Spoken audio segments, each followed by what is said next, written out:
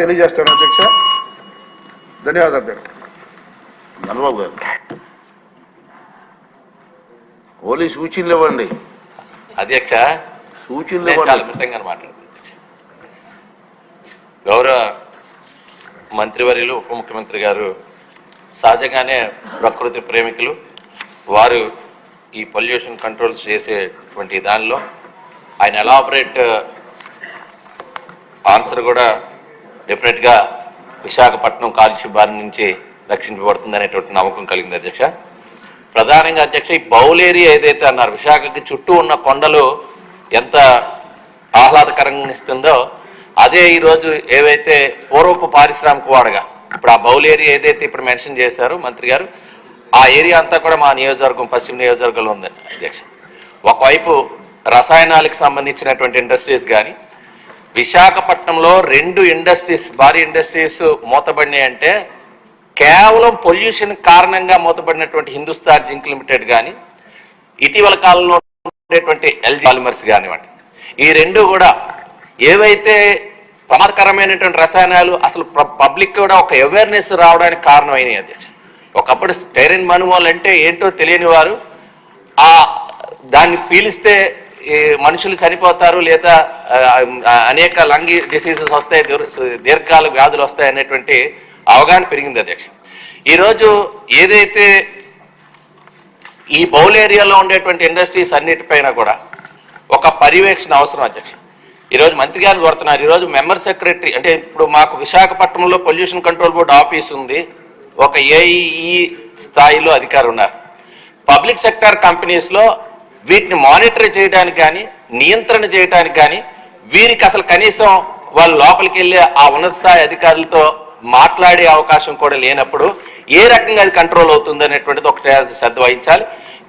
మీరు అనేక దేశాలు తిరిగారు, ఒక పోర్ట్ సిటీస్ అన్నీ కూడా చూశారు అధ్యక్ష. మీరు కూడా అనేక దేశాలు తిరిగారు.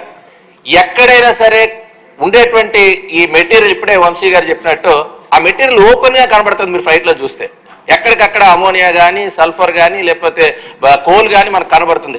గతంలో మీరే మంత్రిగా ఉన్నారు, చంద్రబాబు నాయుడు గారు విశాఖపట్నం వచ్చిన వెంటనే ఈ పోర్ట్లో ఉండేటువంటిది కన్వేయర్ సిస్టమ్ ఏదైతే ఈరోజు మెటీరియల్ వెళ్తుందో దాన్ని కవర్ చేసే విధానాన్ని పెట్టాలని చాలా ఒత్తిడి తేవడం, దానిపైన ఆ ఫలితాలు వచ్చాయి. తర్వాత స్ప్రింక్లర్స్ పెట్టి అవి కూడా లేకుండా చేయడానికి ప్రయత్నం చేశారు. అయితే కొంత కంట్రోల్ అయింది కానీ ఇప్పటికీ ఇంకా పూర్తి స్థాయిలో, ఎందుకంటే ఎక్కడైతే పోర్ట్ సిటీస్ ఉంటాయో ఎక్కడైతే ఇండస్ట్రీస్ ఉంటాయో అక్కడ పొల్యూషన్ ఉండటం అనేటువంటిది కానీ దాని పొల్యూషన్ మెజర్ చేసేటువంటి ఎక్విప్మెంట్, ఆ ఎక్విప్మెంట్స్ని ఎక్కడికక్కడ పెట్టాల్సిన అవసరం ఉందా అధ్యక్ష. ఇప్పుడు మంత్రి గారి సమాధానంలో జీవీఎంసీకి 15th ఫైనాన్స్ నుంచి 129 కోట్లు కేవలం పొల్యూషన్ కంట్రోల్ చేయడానికి మరి కేటాయించారు. దాంట్లో నిధులు కూడా కొంత వెచ్చించారు. దేనికి వెచ్చించారు?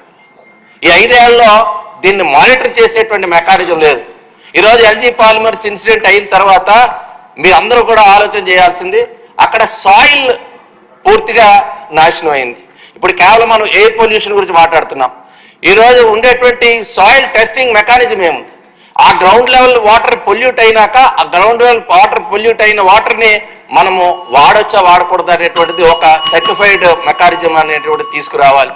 ఈరోజు మీకు ఒక బాధాకరమైనటువంటి విషయం, ఒక 4-5 years బ్యాక్ ఇది డిఫెన్స్ హెడ్ క్వార్టర్స్ అధ్యక్ష, విశాఖపట్నంలో eastern naval command defence head quarters, వాళ్ళకి ఉండేటువంటి అకామిడేషన్ అంతా కూడా ఒక క్లోజ్డ్ మానిటరింగ్ వ్యవస్థలో చక్కటి పర్యావరణంలో వాళ్ళు ఉంటారు. వాళ్ళు ఎవరైతే ఎంప్లాయీస్ బయట రెంట్కి తీసుకుంటారో మా ప్రాంతంలో ముఖ్యంగా కోరమండల్ ఫెర్టిలైజర్ యూనిట్ చాలా ప్రమాదకరమైనది. నెక్స్ట్ జాబితాలో వెళ్లాల్సినటువంటి ఇండస్ట్రీ అవుతుంది అధ్యక్ష. ఇది ఇంపార్టెంట్ పాయింట్. మీరు ఒకసారి ఈ ఇండస్ట్రీ చుట్టుపక్కల ఉండేటువంటి శ్రీహరిపురం ప్రాంతంలో ఎవరైనా నివాసం ఉంటే డిఫెన్స్ అడ్మినిస్ట్రేషన్ ఒక సర్క్యులర్ ఇచ్చింది అధ్యక్ష. మీరు బయట నివసిస్తే అక్కడ గ్రౌండ్ లెవెల్ వాటర్ పొల్యూట్ అయింది కాబట్టి మీకు హెచ్ఆర్ఏ ఉండదు, మీరు డెఫినెట్గా క్వార్టర్స్లో ఉండాలని సర్క్యులర్ ఇచ్చారంటే ఎంత ప్రమాదకర స్థాయిలో ఈరోజు అక్కడ ఉన్నటువంటి ల్యాండ్ పొల్యూట్ అయింది, ఎయిర్ పొల్యూట్ అయింది, ఈరోజు గ్రౌండ్ లెవెల్ వాటర్ కూడా పొల్యూట్ అయినటువంటి పరిస్థితిలో ఉంది. కాబట్టి ఈరోజు హిందుస్థాన్ జింక్ సంబంధించి కానీ ఎల్జీ పాలిమర్స్ సంబంధించి కానీ ఏవైతే ఈ పొల్యూటివ్ ఇష్యూస్ ఉన్నాయో దాన్ని పర్మనెంట్ గా రిజాల్వ్ చేసే విధంగా పొల్యూషన్ కంట్రోల్ బోర్డుకి సంబంధించినటువంటి మెంబర్ సెక్రటరీస్ ని విశాఖపట్నంలో బ్రహ్మాండమైన భవనం ఉంది, హైదరాబాద్ మీ విజయవాడలో కూడా లేనటువంటి భవనం ఉంది. సో అక్కడికి గనక తరలించి నిరంతర పర్యవేక్షణ చేసే విధంగా ఆదేశాలు ఇవ్వాల్సిందిగా మీ ద్వారా కోరుతున్నా. ఇది క్వశ్చన్ అవర్ అండి, క్వశ్చన్ అవర్ ఇది ఉపన్యాసాలు కాదు, సూచన చేయండి. 22 minutes క్వశ్చన్కి 22 minutes అంటే ఎట్లా రన్ చేస్తాం హౌస్? మంత్రి గారు, సార్, మినిస్టర్ గారు. Sorry sir. సార్, గౌరవ సభ్యులు లేవనెత్తిన అంశాలన్నింటినీ క్షుణ్ణంగా విన్నాం సార్. ముఖ్యంగా గ్రీన్ విశాఖ ప్రోగ్రాం సంబంధించి ఒక 40 లక్షల మొక్కలు నాటడం జరిగింది అధ్యక్ష, 7,000 ఎకరాల్లో అప్రాక్సిమేట్గా. ఇది 2012లో ప్రారంభమైంది, 2021లో ఎండ్ అయింది. ఇది అన్ని industrial establishment, HPCL steel plant, Coromandel port trust, NTPC, Gangavaram port, వీళ్ళందరూ భాగస్వామ్యులు అధ్యక్ష దీంట్లో.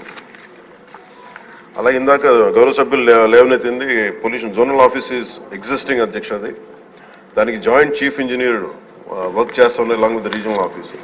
కానీ ఒక్క అంశం ఆయన లేవనెత్తిన అంశంలో ఒకటి రెగ్యులర్గా నేను కూడా వింటా ఉన్నాను. ఎవరైనా సరే ఇక్కడ కాలుష్యం ఉంది అని చెప్పి పొల్యూషన్ కంట్రోల్ బోర్డు స్థానిక ఆఫీసులకు వెళ్ళడానికి అంత ఈజీగా లేదు, అంత ఇబ్బందిగా ఉందన్నారు. ఖచ్చితంగా అది మా దృష్టిలో ఉంది అధ్యక్ష. డెఫినెట్లీ దాన్ని వాళ్ళు కరెక్టెడ్. ఎవరైనా సరే పొల్యూషన్ ఉంది అనేది మాకు ఇబ్బందిగా ఉంది అని చెప్పి పొల్యూషన్ కంట్రోల్ బోర్డుకి ఏ ఆఫీస్కైనా వెళ్ళేలాగా ఆ చర్యలు తీసుకుంటాం అధ్యక్ష.